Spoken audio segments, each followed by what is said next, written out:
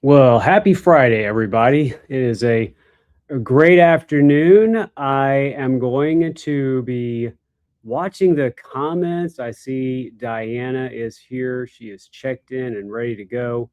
We have viewers that are tuning in right now. I just posted on social media that we are doing this thing on live. So as our audience is coming in, let me um, acquaint you all with something that I have shared with others, but I'll share with all of you since you're spending Friday afternoon with me. When I first started working as an executive director of a retired teacher association, in truth, I started as an intern uh, all the way back in 1996. And the first association that I ever worked with, they didn't have email. And that was not an uncommon reality. And so as the years went on and we started to add email and we added other forms of communication, some people remember using fax machines. My kids probably don't know what a fax machine is. I'm sure they know what it is. They just don't ever use one. But over the years, as we added interactions on our website, we added interactions on email, and I started getting a lot of communications that way. And personally, I am a text message and phone person. I love the direct, communication connection to people. Using this thing to actually talk to people, I know is not the favored status when it comes to these devices. All of that to say that the technology curve and all of those expectations kept ramping up. This idea of social media, I think when I remembered it was like MySpace, and then you had all of the different progressions of those, and I was on so many different technology interfaces all the time that I never really got into posting on Facebook. It's it's just not something I do very often. Even today, if you were to try to find me on Facebook, and I'm there, but I don't post hardly ever because I got too much going on. And the time that I have, I would rather be on the phone. Like yesterday, my phone battery died twice. Yesterday was so busy, such a busy day yesterday. But I say all of that to tell you how proud, which is totally wrong. It's totally a bad reaction that I should have about posting on Facebook. But every now and then, as you have started to probably recognize, I will get the phone out. I will flip from my Tim Lee totally unused social media page on Facebook, and then I'll log into TRTA and I'll post something. And the ones that actually say posted by Tim Lee are the ones that I, am blah, blah, blah, trying to figure out what to say. It's not really my thing. And so whenever I do it, it's like, all right, I've accomplished something out of my comfort zone today by posting on Facebook. So that should be enough time for more and more people to kind of tune in. I got at least one heart reaction in that comment. So, everybody, thank you so much. I see the YouTube audience is the higher audience today. So if you're going to tune in from Facebook, by all means, go right ahead. I'm going to set the phone aside. I'm going to try not to post on social media while we're having our Friday afternoon conversation. But just quickly, if you're not looking at, well, I can't find it now. That's my problem with social media. All the staff members that are watching this are like, oh my gosh, he's just terrible about this stuff. So I said, about to go live. I took a picture of our little studio with TRTA members and friends. And I said, I truly love this interaction with all of you. It's Friday and we're having fun with friends at TRTA. I do love this interaction. And it's something that gives us a chance to talk, together. You're all over the place from the state, and so if you want to chime in with your comment, like, well, I can't see who it is. It may be Ann, who's tuning in from Caldwell County. So hello, Caldwell County. Hello, Ann. Hello, Sheila from Austin. Sheila and I have a lot of worked over the years together. So anyway, that's great stuff. Glad you're here. I I did an hour-long show last week, and I am not going to do an hour-long show this week. Now, what was I thinking that I would do an hour-long show on the Friday before Memorial Day weekend? I'm sure everybody had other things they wanted to be doing besides listening to questions that we can ask elected officials. But it was a great show. Matter of fact, I think that we had some folks that are running for office tuned in, gave us a shout out. I know some different campaigns are watching that. So thank you for doing that. We love having these connections. I don't believe TRS and what we do to protect the retirement security for our school employee retirees and our school employee pre-retirees. I don't believe it's not a partisan thing. I mean, all Texans benefit from having a strong teacher retirement system that is in place to do fulfill a lot of different missions for Texans. The biggest one is retirement security for the people who dedicate their lives to working in the field of public education. And we have talked in the past about how our teacher retirement system here in Texas is not what we say. We say the words fully coordinated with Social Security. In other words, a whole bunch of our school districts, when you're working there, you're not paying into the Social Security system while you're also paying into TRS. Now, we know that our state employees have the state employees retirement system, which is the other large statewide public pension plan, but they also have full Social Security when they are paying in also to the state employees retirement system. We know that about 95% of all of our school districts are not in that situation. So this huge, overwhelming majority of people that work for our Texas public schools are doing so largely by counting on the financial security of the TRS as the strongest form of retirement protection they will have when they decide to leave the classroom. And we want to have career educators. We want to have career education professionals. We want our retirement system to be affordable. We want it to provide a quality retirement benefit. All of those things are tremendously achieved through our Texas teacher retirement system. Texas is very fortunate that there has never been, at least to my knowledge, and I feel like I've studied this as much as anybody, there's never been any major scandal that's been tied back to the Texas TRS. And, are there investment choices that people find out maybe they didn't like, or, there's some, losses on those funds or whatever? Of course, there are things like that because this is a pension fund that has been around since 1937. And so, you're going to have ups and downs. But you've always had a board of trustees that has done the right thing in working with the staff and the state officials to manage a very robust and secure retirement system.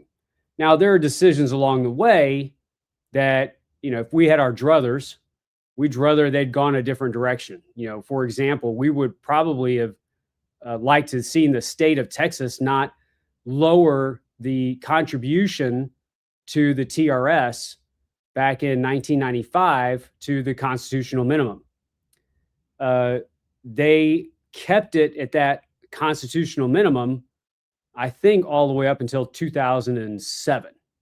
So you're talking, a long period of time, even when the retirement system needed those dollars restored through higher contributions, the legislature just, didn't bring themselves to making those decisions. I would say largely because of the work that all of you have done, and that many of you are picking up the torch now and helping us carry forward.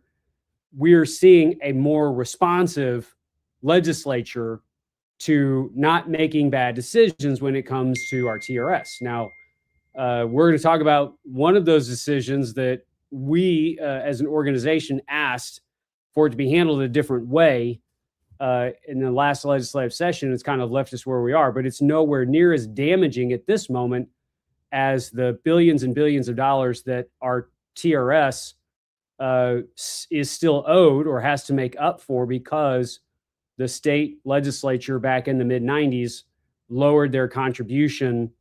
And that plays out in a lot of different ways. Not only do we lose the dollars that are supposed to be allocated to help pay for the costs of the benefits that we're promising people, but we also lose the interest, which is significantly more value than just the contributions themselves. So yes, we make contributions, or y'all have made contributions to the retirement system, active teachers, school districts, the state make those contributions on an every year basis. But it's that investment earning that really is sustaining the benefit payout for now and into the future. I believe, and I'll say this statistic correctly, if the state were to lose just 1% of earnings value, it would take a 4% state contribution increase to make up for that. So in other words, that it shows you the power of those investments. And TRS Texas has done a great job with their investments. Again, there are ups and downs, various decisions, but if you think about what goes into managing a more than $200 billion trust fund in perpetuity, so that it can thrive and pay out benefits and protect those benefits for future retirees and for all tax-paying Texans, they've done a really good job. And so I think all of you can be proud about that. And as I said earlier, having looked at the history of some of these retirement systems over the almost 3 decades that I've been doing this, there have been a lot of scandals all over the country, but fortunately for all of you and for the great state of Texas and all of Texas citizens, that place does a pretty good job. Now, I pointed in that direction because the TRS office building used to be right outside that window. They've moved, buildings, and which turned out to be a good investment for them too. But all of that to say,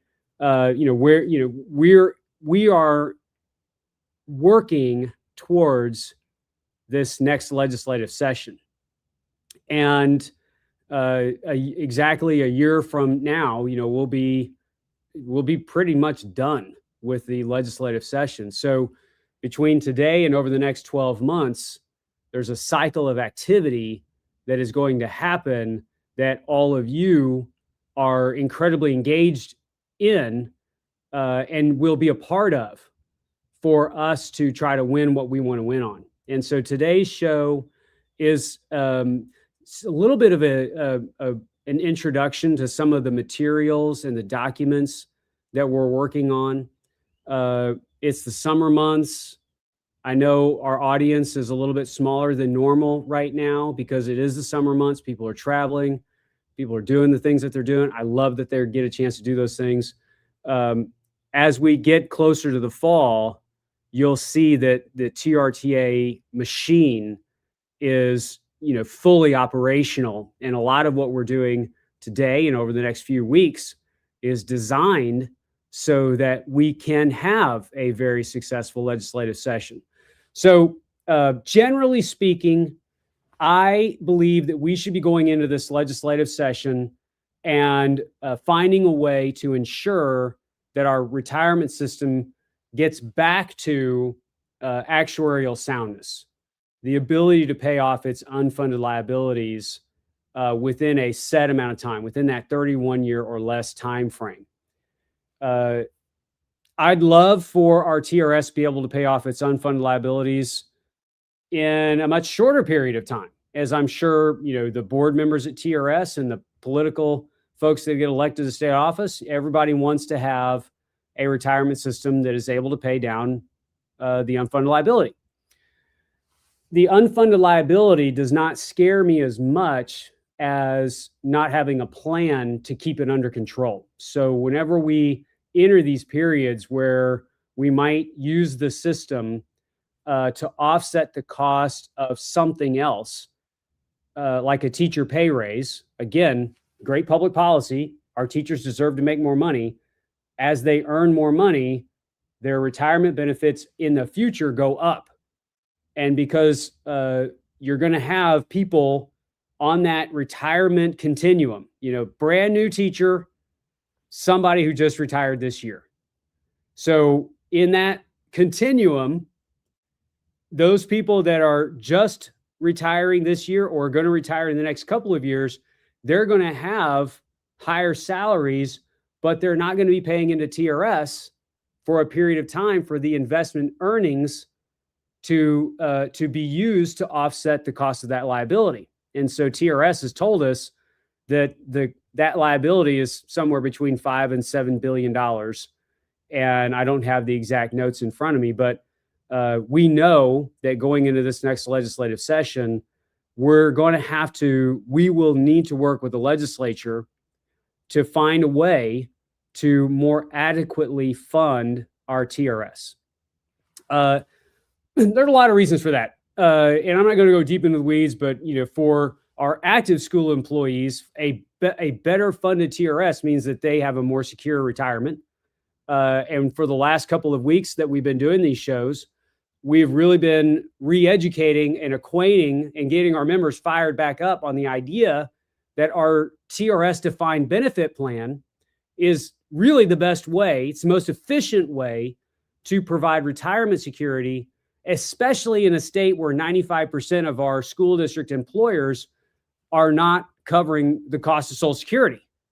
So our TRS really does act in place of the Social Security system for the workforce as they work for or under the teacher retirement system. They don't work for TRS, they work for the school district. You get what I mean?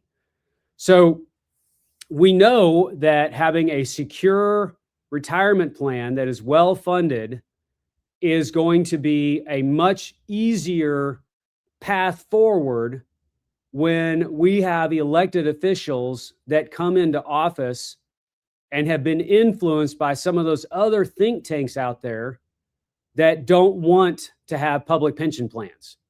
They still exist and they're still spilling and spreading their ideas all the time. We've got to get rid of these public pension plans. They're drawing the taxpayer. They're this and that. They're inefficient, whatever. And we've been fighting that fight for a long time. And so far, we have been able to work with the legislature, and they have seen for themselves that the most efficient form of providing retirement security with the greatest bang for the buck and highest return on the investment is our traditional TRS defined benefit plan. If we go a period of years where our TRS continues to be not financially solvent or not actuarially sound, people start to really call into question, hey, do we have a plan here? And that's what TRTA has worked so diligently with in a bipartisan way with Republicans and Democrats for many years, is to ensure that we have a plan and to keep it funded. So we're spending a lot of time making sure that our members are ready to go into those legislator offices and talk about the value of our TRS defined benefit plan, our traditional retirement plan, so that we are so that we know those 181 elected officials will continue to act favorably for all of our current and future TRS retirees. The other side of that is that, as we've mentioned on numerous occasions, the legislature did a great thing in 2023 by passing a series of improvements for retirees that included stipends for people 75 and over, as well as some permanent increases to the retirement benefits of folks who'd been retired for a while. And the cost of living adjustments that were passed were 6, 4, and 2, depending on where you or when you would have retired. And a lot of those folks in TRS still didn't get anything. And as we've said on this show before, we know they went and voted in favor of the final process or step in that process, which was Prop 9. More people voted for Prop 9 in November of 2023 than anything else. And so y'all have shown and demonstrated that we can organize, that we can deliver a strong educational element of this, that the community at large, our fellow Texans, are not only sympathetic, but they really support retirees not having to live on the margins. Some people have gone 20 years and never had an increase in their retirement benefits. And I think that people that are in the Social Security universe, those 65 and olders, really get the plight that we have when our TRS is talked about with them and they say, hey, our TRS benefits, they don't have built-in cost of living adjustments. And yet somebody who is under Social Security, they say, well, I'm sorry, I'm pretty sure that my Social Security benefits regularly have a cost of living adjustment built into it. And that's true, but TRS does not. And so we are able to effectively communicate that with folks, and they're supportive of us working to find a way to make that better. So long introduction to, let me say hi to some more. I see Alicia is here, Carla, a great TRTF trustee who served in a lot of roles with TRTA is here, and TRTF is here. Mary is here. Good to see you. Let's see if this is a question. Scooted back. There is a question here from Tam Jones. I'm going to come back to it. It's I'll put it on the screen and try to read. Roy is not here, everybody. Roy is enjoying some family time in the Midwest, which means that I am running the camera, the microphone, and the screen.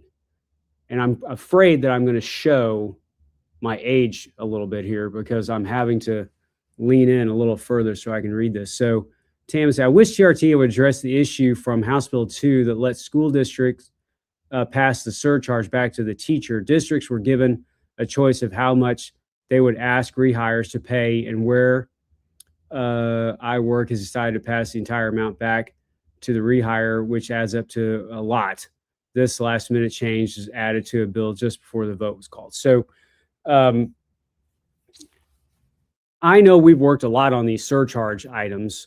And so Tam, I might do a show specifically on that, but if my team is watching, if Brock or Ronnie or one of our members or Wendy, let's make sure that we get this question answered and potentially reach out to Tam and see if there's something that we can do to help. So more hellos on Facebook. I see Nelda. Nancy is here. So glad to see Nancy Byler. She's so strong. It was one of our legislative coordinators for many years. And a lot of folks. Hello, everybody on Facebook. And Mr. Briggs. Mr. Briggs is here. I'm surprised he's not there on the golf course. Less than an hour is better. Y'all, I got to get it in gear. All right. So today's focus of the show is really there are 5 talking points that we're going to be building for you to use when visiting with an elected official or someone seeking office. These 5 talking points are going to be part of some materials that we're going to upload to our website. We got a lot of big things that are happening, a lot of things that TRTA we're not quite ready to tell everybody about, but when you see it, you're going to think to yourself, "Wow, we're really up in the game in the advocacy arm with TRTA." So really proud of what we're doing. But we're going to be uploading some pages on our website soon. We're going to send them out to all of you so that you'll be able to use them. But we don't want to put the cart before the horse. So we've provided y'all with the questions already that you can be using to ask elected officials. I'm going to point out a few things today. They're going to build up some of our 5 talking points.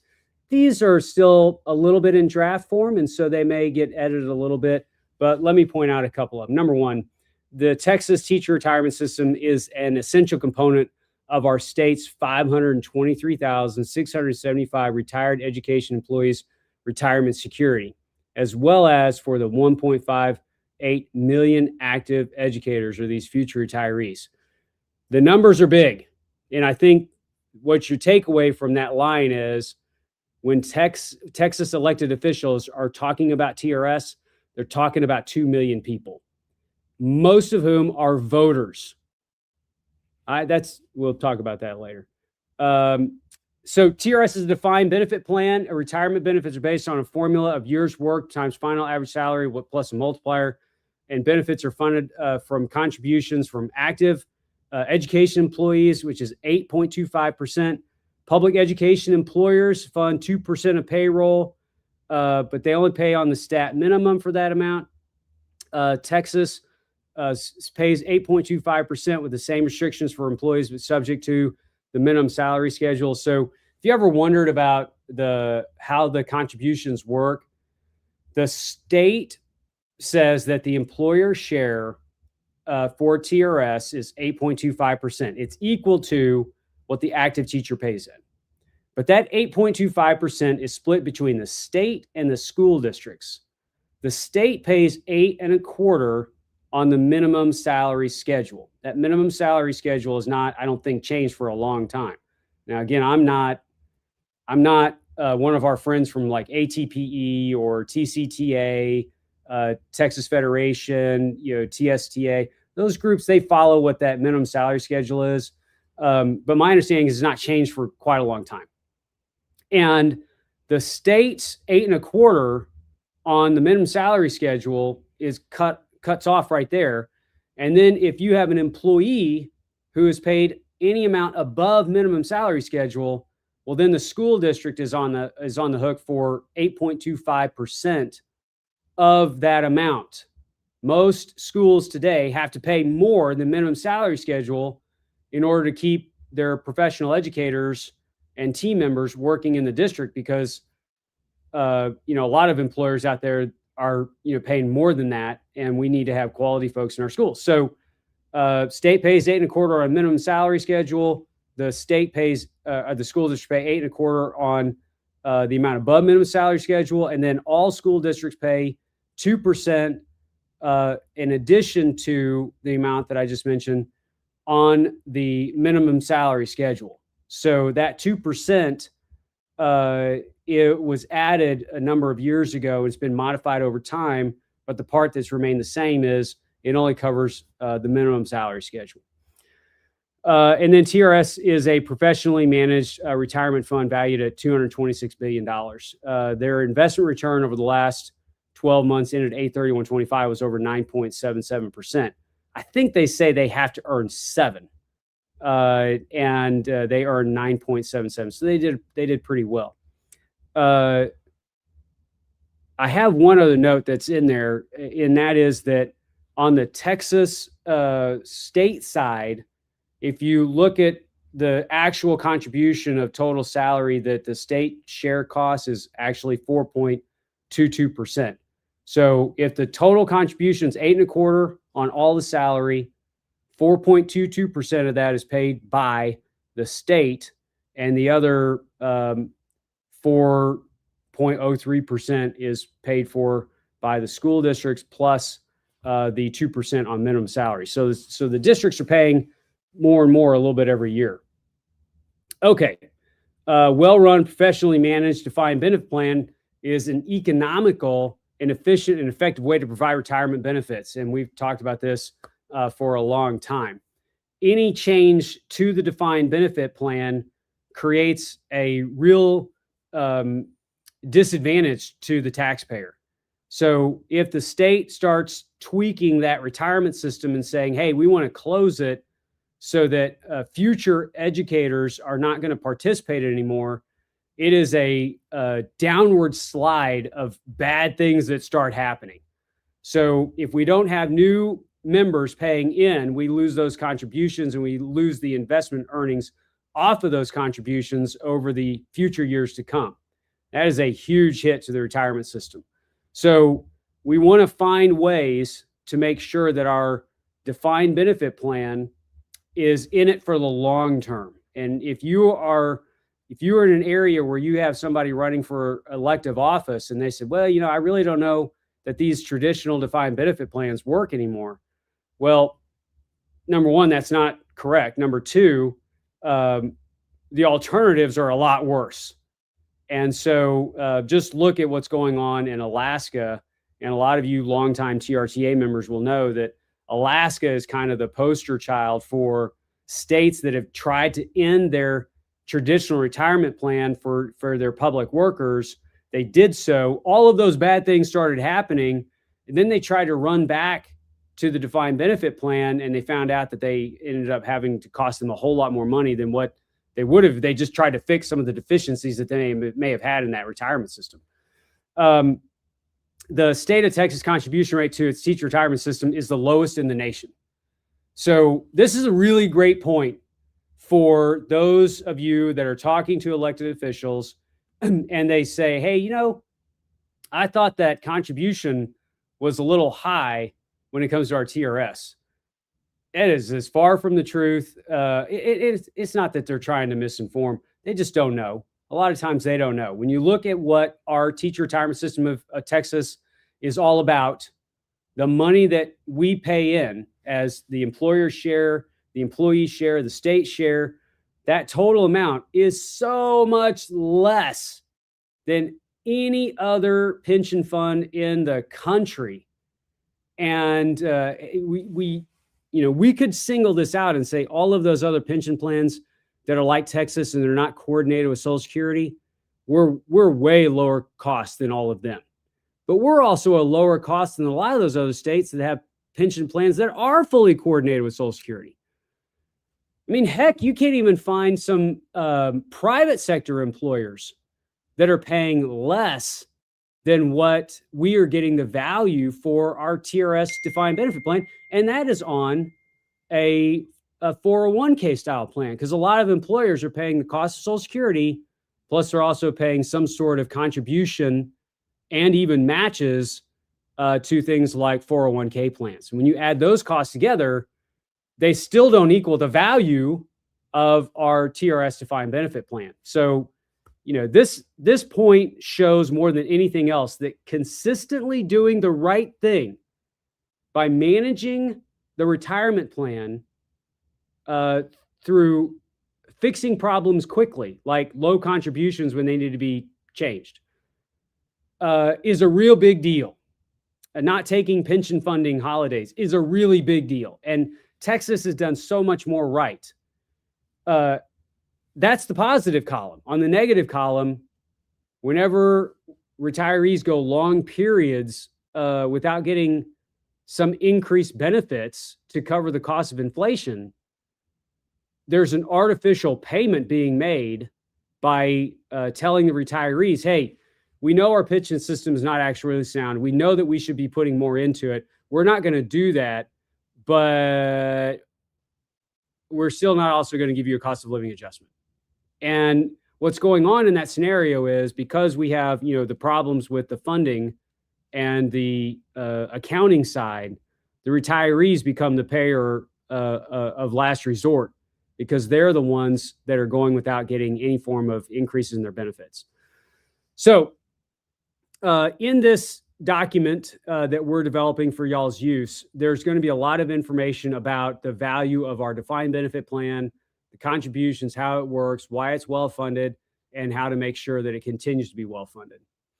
The second item in here is that the TRS pension fund is currently not actually sound, primarily because of what we talked about earlier and the fact that the legislature passed a salary increase for actives, but we didn't put in the higher contributions necessary to keep the system neutral. And so right now, there's a report out saying that an additional 1.5% increase in contributions would be required to reduce the period of unfunded liability to 15 or 20 years.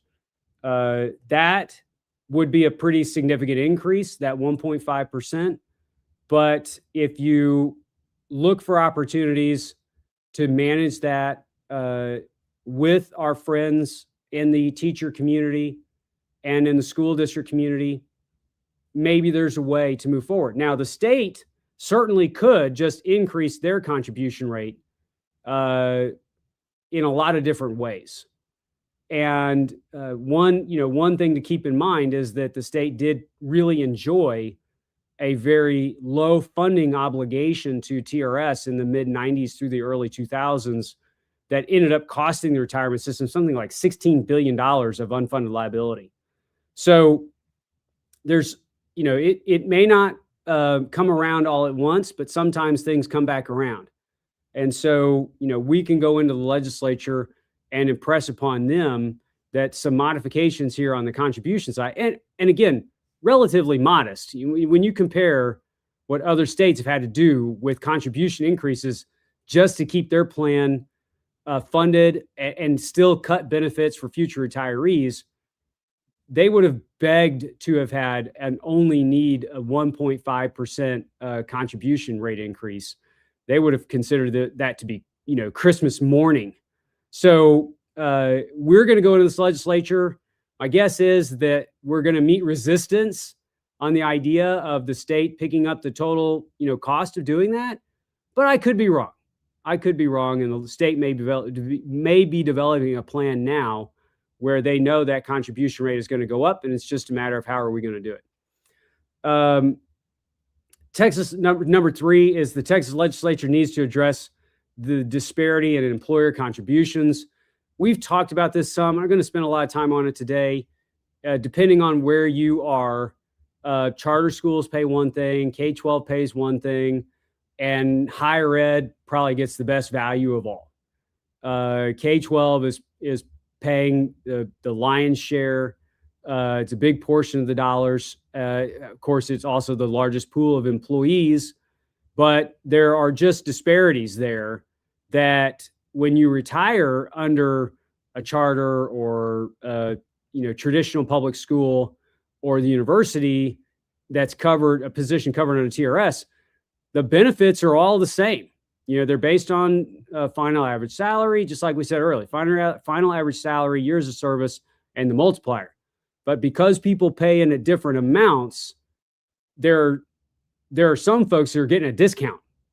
And right now, the biggest discount is being provided to university systems where their employees retire and they get their benefit, which they've earned, but their employer share is significantly less than if that job were in K-12. The same retirement benefit, it just costs less. And I'm not sure that that's really fair to the retirement system. So, and I know I potentially could upset people when I say something like this, but you have to understand, for me, in the big picture for TRTA, is that we are in to have the most robust and secure retirement system possible.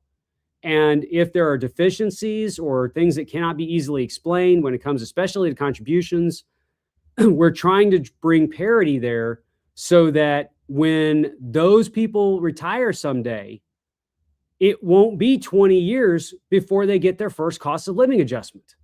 We're doing it because we care about the fund's future and the ability of the fund to help retirees with expenses 10 or 15 years down the road. So it's harsh to say it. It means that somebody's going to have to pay a little bit more. but putting a little bit more now probably means that those folks that are actively teaching today are going to be, are going to benefit from that when it comes to cost of living adjustment. Now, I'll say this because I know it's a true fact. Every aspect of our school systems are hurting financially. I cannot go a day without hearing about the pressure, a lot of pressure, especially on K-12, and the number of schools that are being closed. The daily average attendance is down because the growth patterns have changed. Just a lot of problems and challenges when it comes to funding our public schools. You all know my wife's a teacher, and my son is still at public school out there in Dripping Springs. So near and dear to my heart, not only because I want my kids to have the best education opportunities and for those teachers to want to show up and work and that'd be a good job for them, but also so that when they retire, they have a secure retirement benefit. So, okay, the fourth item that we have on our list is that retirees depend on TRS care and many working educators depend on active care. The volume of members, retired and active, allows TRS substantial negotiating power with insurance carriers and providers. In other words, we got a lot of people, and Texas TRS does a great job of negotiating quality plans for actives and retirees. We want to make sure that our TRS care is fully funded. And we talked about this before, but only because of strong management and good fiscal sound public policy set by our legislature over the last several years, we are starting to see a little bit of a fund cushion develop that can help mitigate any potential swings in some of those costs when it comes to retiree healthcare. If I were a brand new legislator and I didn't know better, I might look at a government program and say, oh, well, here's something that has a fund balance that's to its positive. Maybe we should not be making that statutory contribution. Worst possible decision anybody who's a budget writing person in the legislature could make. So we've been through those problems with TRS care. Active care is a much different position. It receives very little funding from the state. Some of that funding has gone up ever so slightly over the years. And again, credit to the legislature for trying to put more money into it. But most people are not surprised about how the costs of healthcare continue to explode even more than general inflation on a yearly basis. And our active teachers who participate in active care can attest to that firsthand. So we need to ensure that our active care and our TRS care for retirees is funded and funded adequately for those systems to continue to be beneficial. Number 5, and finally, as a result of Texans approving a constitutional amendment called Prop 9, which we talked about earlier, in 2023, many, but not all TRS retirees received a benefit enhancement. However, even with that, TRS retirees still remain 30% behind cumulative inflation on average. So take all the great work that we did. We're not disparaging it. We appreciate it. We love it. We want more of it. All right. We did a great job. The legislature did a great job. Prior to 2023, inflation was already skyrocketing. 2023 comes, we pass that, we do great things, we help our retirees, inflation continues to skyrocket. So the legislature is not the enemy here. The school, teacher retirement system is not the enemy. Inflation's the enemy. And we have to try to find ways to continually combat that. And sometimes when we go into a legislative session, legislators have a lot of issues. They have a lot of people knocking on their door. What they did for us in 2023 was over $5 billion of additional funding to help pay for all that. And we, had the support of the taxpayers in Texas by passing Prop 9. And sometimes what happens is that you sort of lose track of what you do from one session to the next. And sometimes legislators say, man, didn't we just help y'all with a big program enhancement? And the answer is, you did help us. It was in 2023. We're extremely grateful for that. But as you know, many of those folks had not had a cost of living raise for 20 years. And even the ones that had been retired for 10 or 15 years, they'd never received a cost of living adjustment. When we passed it, it's great to get it, and we needed it. Inflation has continued to go up. And so we're coming in this session with the expectation that the legislature will hear from all of you that more help is needed. And there are many tools in their toolbox to be able to deliver that help. So we have given you the 5 candidates. We've given you the questions. The sheet that we're developing here is kind of an easy one-pager that you can leave with the legislator. But we repeat some of our top questions. Will you support the continuation of the defined benefit plan? Will you support legislative efforts to lessen the TRS pension fund's period of unfunded liability to make the TRS fund actuarially sound?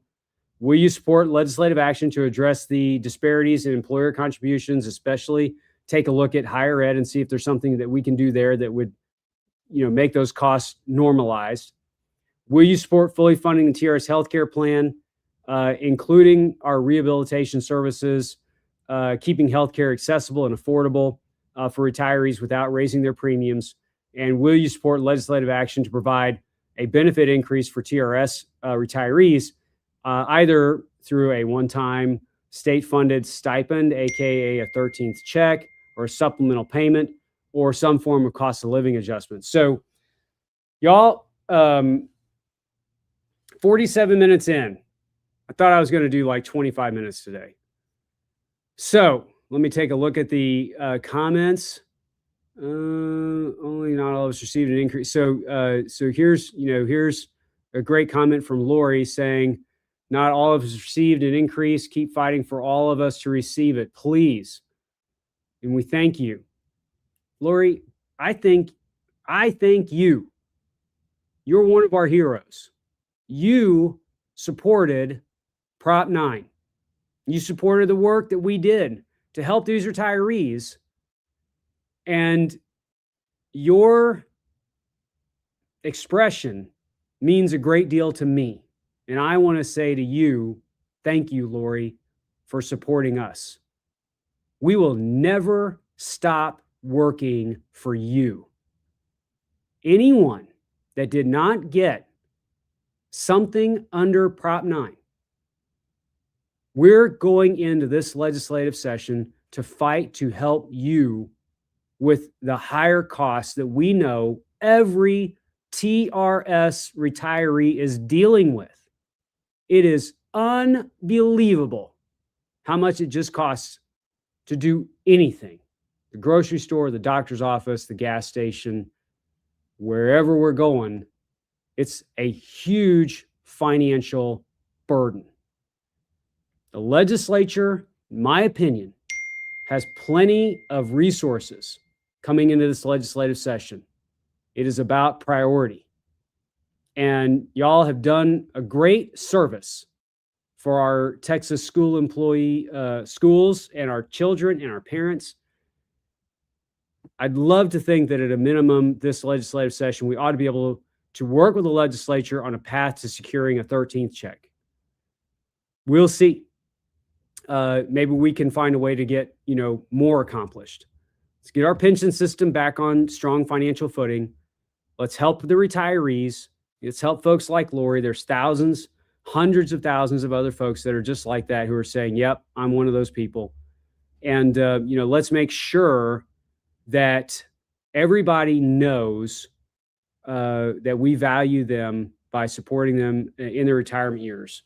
So many of you are retired from your teaching position or your school position, but because of the economy, you've had to go out and find other work. And, and some of you, want to do that. Some of you are in a position where that is a have to situation. And I think that we as Texans can do a lot better. And we're going to continue to go into the legislative session and fight for those things. So all of this point, all of this is about getting our team on the field and ready to play ball, and that will be the best ones out there. So 2025 legislative session was a lot of working with the legislature to sort of defend our contributions, defend, the gains that we had made and the things that we had done. But we'd seen also the legislature take a turn away from TRS, maybe just briefly, to handle other issues. But as we come into this next legislative session, and as you're out there meeting with these elected officials and people who want that job, it is on us to make sure that when they show up here in Austin, they are ready to work for you. So with that said, let me end today's show by saying this sheet, along with a lot of other resources, are coming your way. Focus on those questions. Think about getting your legislative programs ready for the fall. Invite the candidates, talk to them. I'm thinking about having some candidates come on here with us. Let's say this one thing. Some folks may not like the idea of me asking candidates for office to come and have a conversation with us about our issues. Maybe they don't like their politics. Maybe they don't like them personally. The primaries and the runoffs are over. And so now we're in the relationship building business, in the education and relationship building business. That's what I'm focused on. Let's build relationships. Let's educate the people running for office. Let's win them to our side so that when we go into the next legislative session, we will be able to say, great job, everybody. Another great legislative session. We've done good work for TRS, and we found a way to help retirees. Y'all have a great Friday afternoon. Be ready for more information coming y'all's way, and I will see you the next time on the stream. Take care. Bye.